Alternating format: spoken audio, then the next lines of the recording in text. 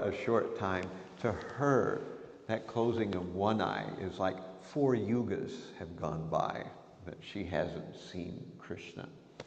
So what to speak of 15 days of not being able to see Krishna. So she's very mortified by this situation that she is not able to connect with Krishna. So she starts crying, and she has a very intimate relationship actually with Lalita. So Lalita is one of the most confidential servants of Radha. And Radha doesn't even have to call for Lalita. If just Radha's very upset and thinking, oh, what can I do? Immediately Lalita will appear. And so Lalita appears in Radha's room. And immediately seeing that Radha's crying, Lalita begins to cry too. And then Lalita says, my dear Radha, what is the problem? Why are you so disturbed? Why are you so sad? What has happened? And Radharani says, well, Jatila tells that for 15 days I can't go out of the house because of this, Putri Paksha. I can't travel anywhere. I have to stay here. So, my dear Lalita, you make some plan. Because whenever Radha's in a corner and she doesn't know what to do, she asks Lalita. Now, it's interesting, Lalita is also Swarup Damodar in Gaur Leela. And Lalita is also the potency of Yoga Maya in some aspect. So Lalita meditates very intensely for a short time. And as she's meditating, an idea comes to her. And of course, it's a very elaborate idea too. Very, very elaborate idea. And she says, my dear Radha, this is what we will do. And Radha says, what will we do? And Lalita says, we will worship the wife of the sun god. Now, the sun god's name is Surya, and his wife is named Sangya. So, we will worship the wife of the sun god. Now, generally, the wife of the sun god is worshipped during this time of Putri Paksha. And, but she's worshipped by the Brahmanas, and they worship the sun god's wife with Gayatri mantra. So they have a very, very elaborate way of worshiping the wife of the sun god, Sangya, through Gayatri. But what we hear from Lalita is that, but we are ladies, so we don't really worship the sun god's wife with Gayatri. We're going to do it in a different way. And the way we will do it is we will make what she calls Sanji. Now, Sanji is a drawing of colored flower petals on the floor.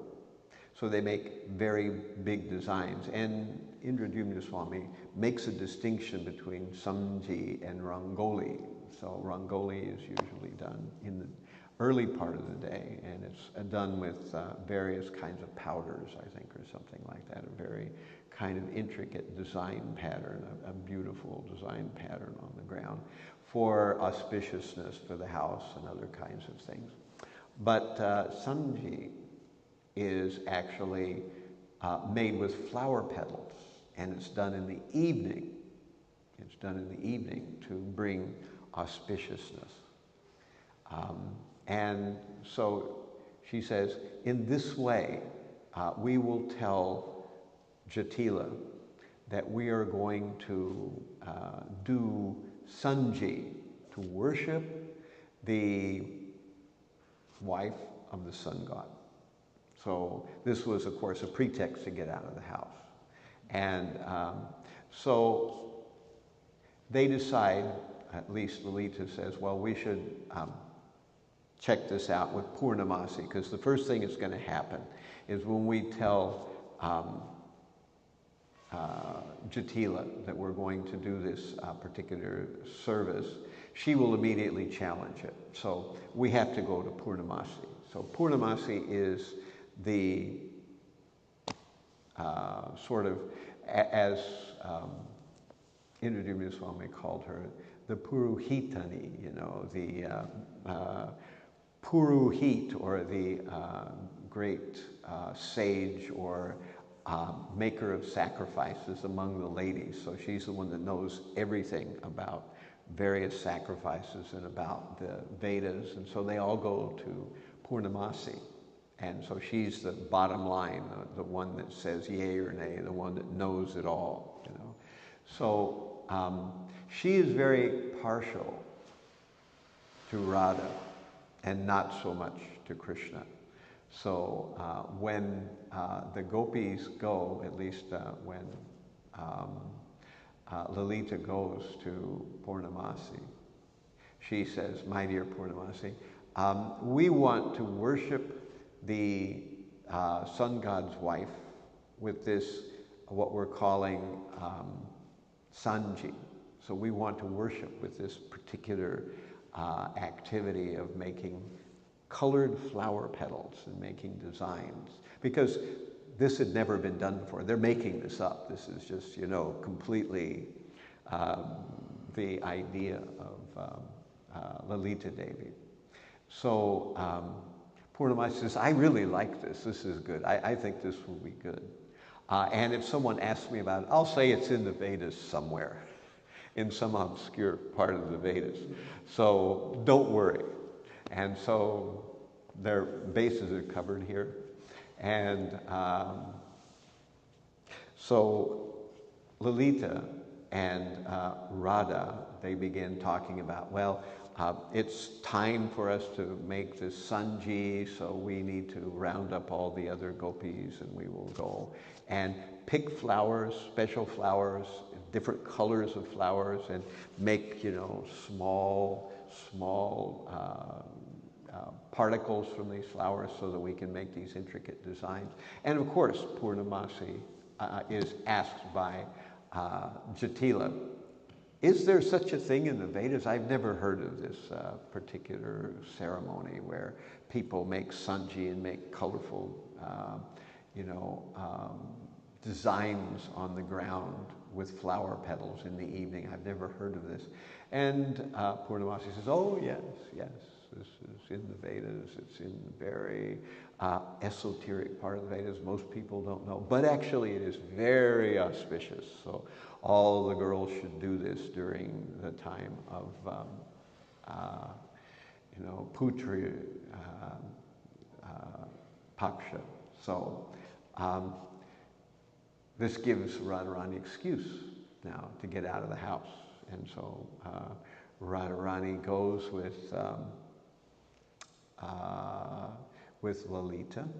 Now, it's mentioned that Lalita is kind of like some kind of database. She knows exactly where Krishna is. She's got gopis stationed at key positions all around in the Vrindavan area. They know exactly where Krishna is at one moment, where he's heading, what he's about to do, what he did yesterday, what he'll likely do today. So it's just like some kind of GPS or something like that. So she knows exactly where he is.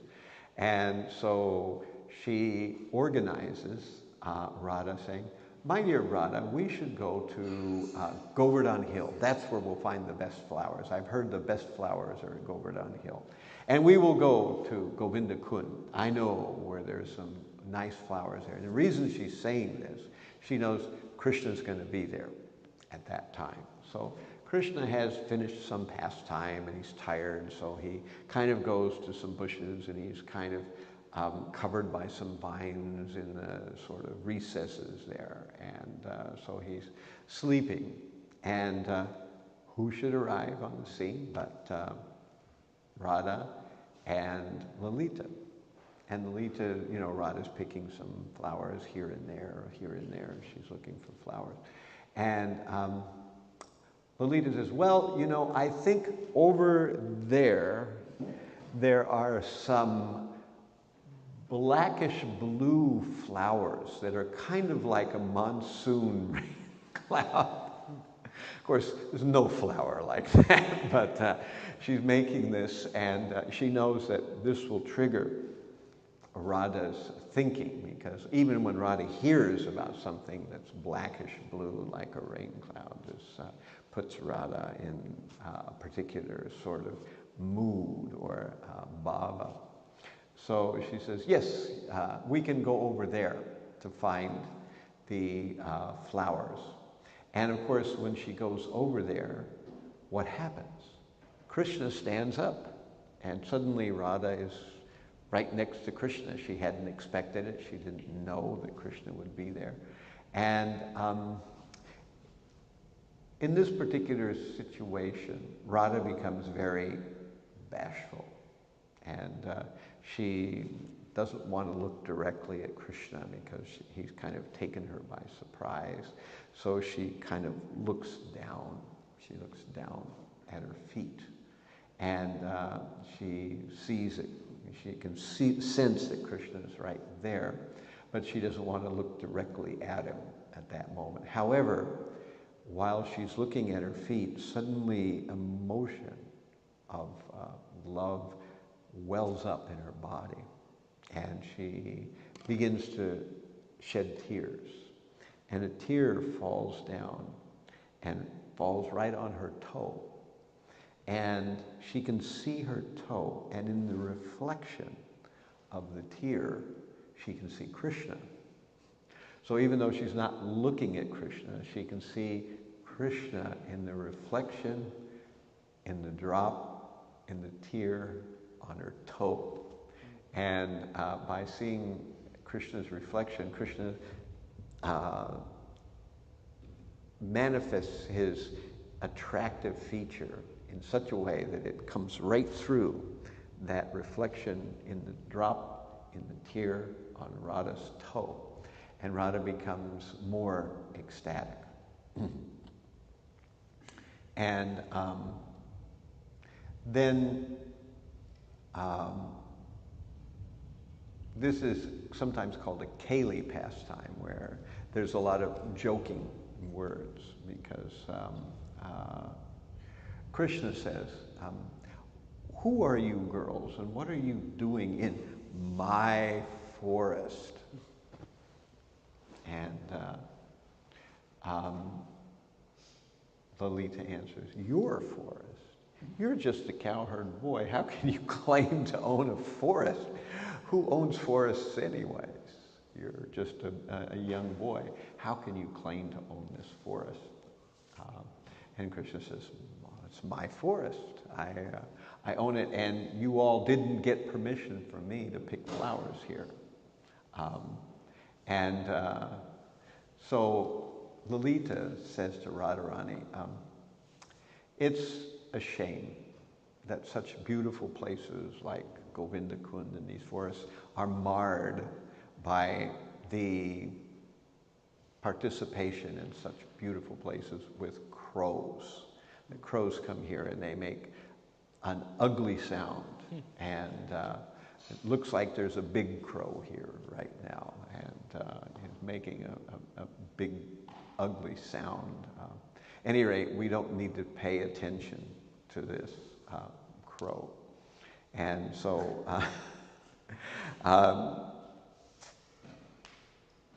she is saying, but you claim to own this forest, but do you know who we are? And Krishna says, no. Who are you? And Lalita says, we are the jewels of Vrindavan. Again, you know, Lalita is speaking on behalf of Radha, and she's not letting Krishna get away with any of this funny business, you know, so she's speaking directly. And she's saying, you know, we are the jewels of Vrindavan. Krishna says, there is only one jewel in Vrindavan, and that jewel is in Varshana. So Krishna said, but there's this gopi that you're standing next to, and she doesn't look up. Well, what's with her? What's her name?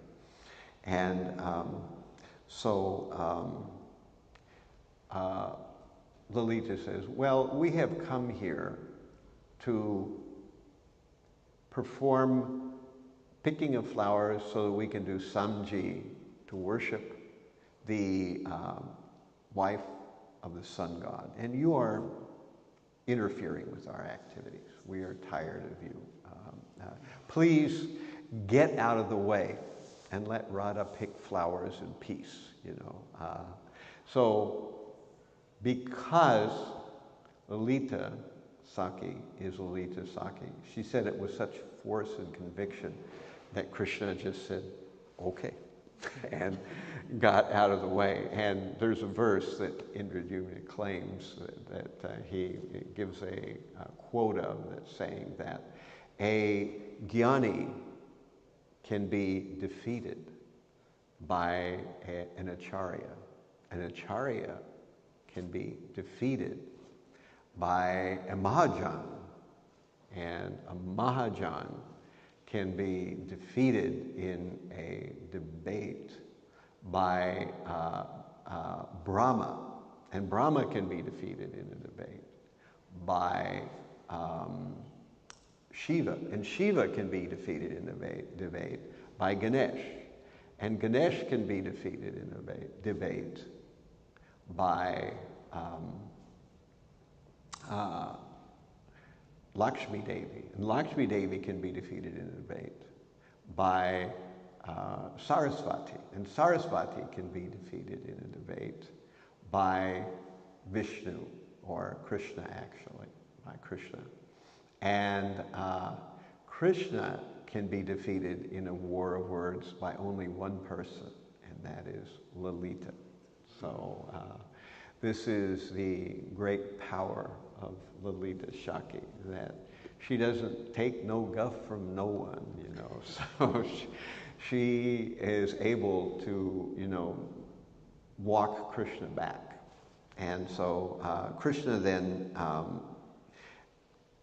decides to say, well, tell me about this Sanji. What is it? How does it work? And so Radha and Krishna, they begin talking about Sanji. And of course, that's an excuse for them to get together. They're saying pleasing words to each other. They're very happy. And then later on in the evening, they've come back and they're making their Sanji, and it's very beautiful. And the designs that Radha has made are so gorgeous that they defeat even the work and efforts of Sarasvati.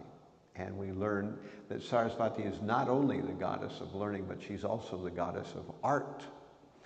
So that she is expert at all forms of art, but she is immediately taken by Radha's Sanji, her patterns that she's made in the ground with these flower petals.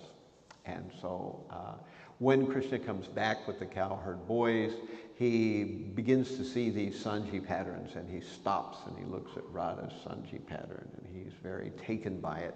And then they have more words. So this 15-day period that was supposed to be Lalita Saki.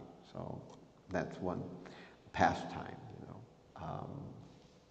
There's another quick pastime that I'll just kind of overview very quickly, and that is that there is another pastime where Krishna is speaking with Radharani, and he tells Radharani that I think Narada Muni is coming soon in this area, so you be very careful, because Narada Muni is a troublemaker. And he can instigate arguments and bad feelings between people who are otherwise friends. So be careful when you're dealing with Narada Muni. And Radha says, I like Narada Muni. I like his Veena, his playing, and he's a very advanced sage. I don't think he can make any kind of trouble between you and me. And Krishna says, "You're laughing now, but you're not taking my words seriously." So Krishna leaves. And later, of course, Narada Muni comes, and Krishna is being served very nicely by Narada Muni. And he says, "My dear Narada, what can I do to repay you for your nice service that you are rendering to me?" And Narada Muni says, "You know, I can't think of anything just now, but I'll take a rain check on that. And if I can think of something later on, I'll ask you for it." So Narada and Krishna part ways. And then there is a festival. And in that swing festival, the gopis have gotten together at Lalita Kund, and they're making a swing for Radha and Krishna to swing. And they've got everything ready, and they're waiting for Radha to show up. But Radha is not there. So they're waiting and waiting, and Narada Muni shows up. And Narada Muni says, "What's going on here?" And Lalita explains that, well, actually, we're making a swing festival for Radha and Krishna, but Radha hasn't manifested yet. We're waiting for her to show up. And Narada Muni says, "Actually, Krishna, you know, you told me that I had a boon that you were going to give me, so I know what I want now. I just want to see you swinging with Lalita on this swing. That's what I want to see." And Krishna says, "Well, that's not very difficult to arrange. I can do that very easily."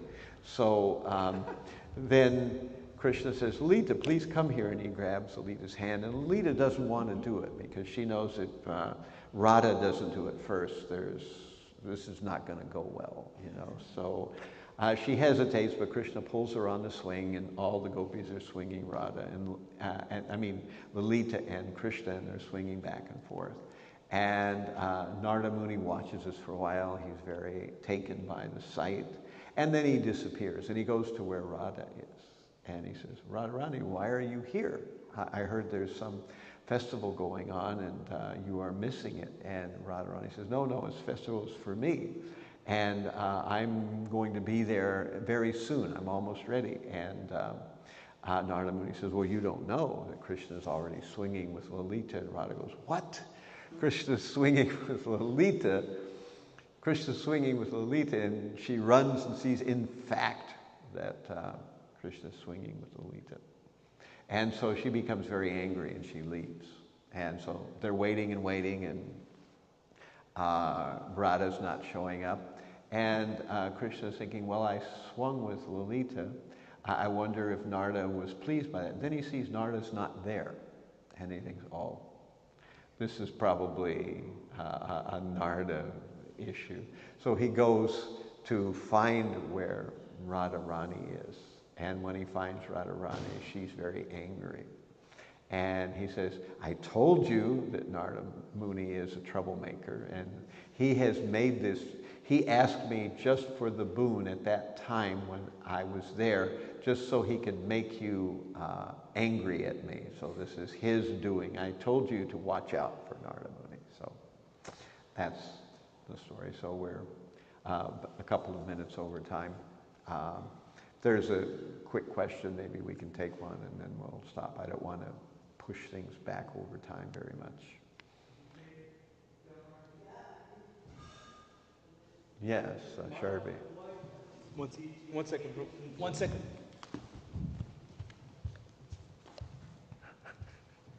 Why Diti wanted to kill Indra? What's that? Diti? Diti. Yeah, she wanted to kill Indra. Why? Do you know why? She wants, I can't understand what you're saying. Why does Diti want to kill Indra? Why does Diti want to kill Indra? She maybe sacrificed have a son to kill him. Well, that's a different story. That's a different story, and that's a whole different pastime. We're talking about Diti or Aditi in this case? Aditi, right. That's a whole different thing. That was a, I don't remember exactly what the lead up to that was, so we'll just kind of stop that. And actually, maybe I don't want to be too Thursdays in a row, keeping people over time for prasadam. So we'll just end here, and I thank you all very much for your kind attention. All glories to Lalita Shakti, all glories to Radharani, all glories to Vaishnava devotees, O Lord. And soon we will be celebrating Radhastami. It's this Saturday, right? Yes. Haribol. His Holy Chandrasekhar Maharaj Ki. Hare Krishna. Krishna.